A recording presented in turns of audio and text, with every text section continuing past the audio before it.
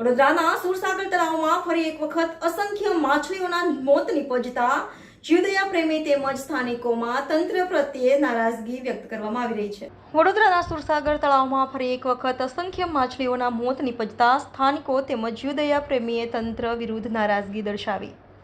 વડોદરાની મધ્યમાં આવેલા ઐતિહાસિક સુરસાગર તળાવમાં અવારનવાર માછલીના મોત નિપજવાની ઘટના સામે આવે છે. વિતેલા વર્ષ દરમિયાન અસંખ્ય માછલીઓના મોત નિપજ્યા હતા. મોટી સંખ્યામાં માછલીઓના મોત નિપજતા આસપાસના વિસ્તારોમાં દુર્ગંધનું સામ્રાજ્ય ફેલાયું હતું.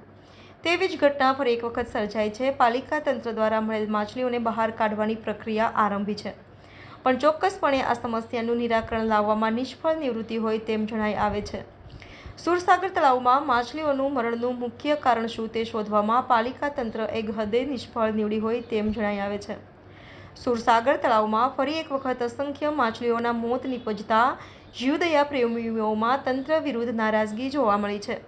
સ્થાનિકો તેમજ જીવદયા પ્રેમીઓ દ્વારા સુરસાગર તળાવમાં ફિલ્ટરેશન તેમજ ઓક્સિજન પંપ બંધ હોવાના કારણે આ ઘટના ઘટી હોઈ શકે તેમ માનવામાં આવી રહ્યું છે.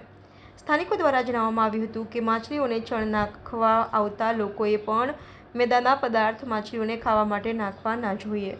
Reporter Rahul Rajput, YNN news, Vadodara. Reporter Rahul Rajput, YNN news, Vadodara.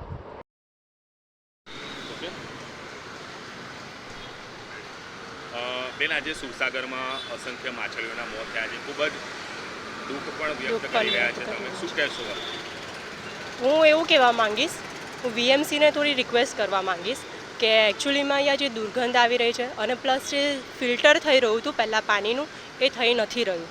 એ પહેલાં ચાલુ કરાવે એ લોકો, અને અહીંયા જે દુર્ગંધ આવી રહી છે એના માટે કોઈ પગલાં લે અને સાફ સફાઈ કરવાનું રાખે આ લોકો. એ કેવું છે મારે. અને પ્લસ આ જે બધી બંધ એરિયા થઈ ગઈ છે એ થોડું સ્પેસ આપે માછલીઓ માટે, એ થોડું સારું રહેશે. બરાબર.